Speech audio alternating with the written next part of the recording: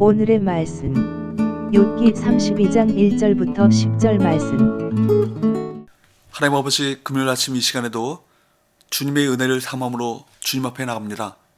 이 시간에도 우리 모두에게 말씀을 통해 하나님의 음성을 들려주옵소서. 예수님의 이름으로 기도합니다. 아멘. 할렐루야. 성경 성도 여러분, 오늘도 하나님의 은혜와 평강이 가득한 하루가 되시길 축복합니다. 오늘 우리에게 주시는 하나님의 말씀은 욥기 32장 1절에서 10절까지의 말씀입니다. 극명한 의견 차이로 팽팽한 대립이 계속되면 토론은 더 이상 진행되기 어렵죠. 그런 상황에서는 분위기를 새롭게 하는 적절한 변화가 필요합니다. 욥과 세 친구의 대화가 팽팽한 의견 차이로 더 이상 진전이 없는 가운데 엘리후가 새롭게 등장합니다. 욥을 정죄한 친구들은 더 이상 말하기를 그쳤습니다.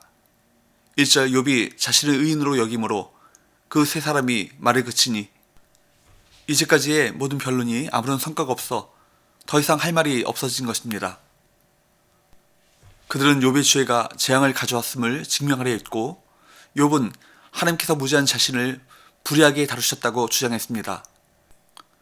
그들은 자신들의 입장만 주장할 뿐 진정한 대화를 나누지 못했습니다. 상대방을 자신의 주장에 수긍하게 만드는 것을 목표로 삼는다면 그 대화는 결국 아무런 소득 없이 끝날 수 있습니다. 욥과 친구들의 긴 논쟁을 옆에서 지켜보던 인물이 있었습니다. 엘리후라는 사람입니다. 2절 람족족 부스 사람 바라겔의 아들 엘리후가 화를 내니 그가 욥에게 화를 내면 욥이 하나님보다 자기를 의롭다 함이요. 그는 침묵을 깨고 먼저 욥에게 화를 냅니다. 욥이 처음에는 옳은 말을 했지만 점점 자제력을 잃고 자기가 하나님보다 의롭다 주장했기 때문입니다. 또 친구들에게도 화를 냈습니다. 3절 또 세 친구에게 화를 내면 그들이 능히 대답하지 못하면서도 욥을 정죄합니다. 그들이 욥을 정죄할 뿐 그를 설득하거나 바로잡아 주지 못했기 때문입니다. 엘리후 역시 다른 사람의 잘못을 지적하는 것으로 변론을 시작합니다. 우린 이처럼 타인의 잘못은 너무나도 크게 봅니다. 하지만 이런 태도로는 선을 이룰 수 없는 것이죠. 엘리후는 욥과 세 친구가 그보다 연장자였기 때문에 그들의 대화에 끼어드는 것을 참았습니다.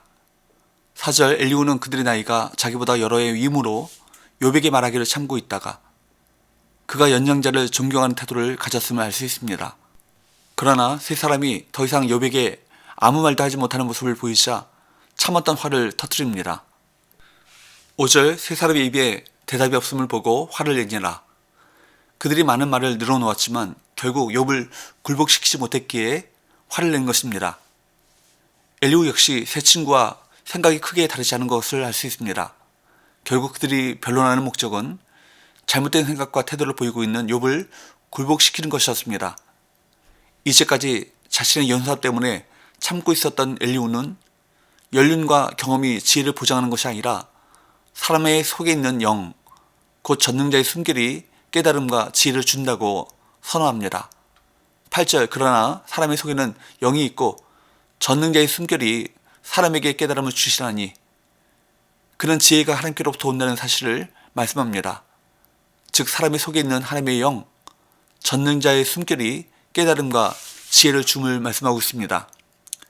엘리후는 전능하신 하나님께서 깨달음을 주시기 때문에 자신보다 연장자인 세 친구가 어른이라고 지혜롭거나 정의를 깨닫는 것이 아니라고 단호하게 선언합니다. 9절 어른이라고 지혜롭거나 노인이라고 정의를 깨닫는 것이 아니니라.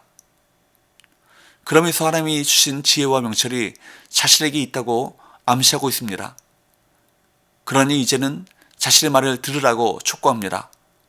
10절 그러므로 내가 말하노니 내 말을 들으라. 나도 내 의견을 말하리라. 엘리후가 진정한 지혜를 가졌는지는 알 수 없지만 하나님의 지혜의 근원이라는 이 통찰은 옳은 말입니다. 삶의 경험, 오랜 배움으로 깨달을 수 없는 지혜를 하나님께서는 우리에게 주십니다. 그렇기에 여호와를 경외하는 것이 지혜의 근본인 것입니다. 사랑하는 여러분, 지혜가 하나님께로부터 주어진다는 것은 옳은 말이죠. 그런데 그가 말한 지혜, 성경이 말씀하고 있는 지혜는 어떤 지혜를 말하는 것입니까? 성경이 말하고 있는 지혜는 구원을 얻는 지혜입니다. 하나님의 뜻을 분별하며 살아가는 지혜를 말하죠. 그러한 관점에서 이 지혜는 나이나 경험을 통해 얻을 수 있는 것이 아닙니다. 인간의 경험으로는 하늘의 비밀을 알 수 없습니다. 그것은 오롯이 지혜와 계시의 영이신 성령께서 깨우쳐 주셔야 알 수 있는 것입니다. 그런 점에서 보면 진정 지혜로운 사람은 성령이 그 안에 내주하는 사람이고 성령의 소욕을 따라 순종하며 살아가는 사람입니다. 여러분이 어떻게 구원에 이르는 지혜를 가지게 되었습니까? 십자가가 우리를 구원할 하나님의 능력이 된다는 것은 경험이 아니라 성령의 감동으로 알 수 있는 것입니다. 고린도전서 1장 18절 십자가의 도가 멸망하는 자들에게는 미련한 것이요 구원을 받는 우리에게는 하나님의 능력이라. 하나님의 영이 없는 사람은 아무리 십자가를 보고 성경을 봐도 그저 미련한 것에 지나지 않습니다. 그러므로 참 지혜는 오직 하나님의 영으로부터 말미암고 예수 그리스도만이 참 지혜임을 기억하시길 바랍니다. 고린도전서 1장 24절 오직 부르심을 받은 자들에게는 유대인이나 헬라인이나 그리스도는 하나님의 능력이요 하나님의 지혜니라. 사도 바울의 고백처럼 예수님이 하나님의 지혜입니다. 예수 그리스도를 통해 하나님의 능력과 지혜를 얻으시고 날마다 그리스도 영이신 성령님을 통해 예수님께 순종하는 삶을 살아가시는 지혜로운 저와 여러분 되시기를 축원합니다. 기도합시다. 하나님 아버지, 저희를 지혜와 계시 영이신 성령님으로 충만하게 하사 하나님의 지혜로 사람들을 참되게 위로하고 바르게 인도하며 지혜의 근원 대신 예수님을 따라가는 참 제자의 삶을 살아가게 하여 주옵소서. 예수님의 거룩하신 이름으로 기도하옵나이다. 아멘.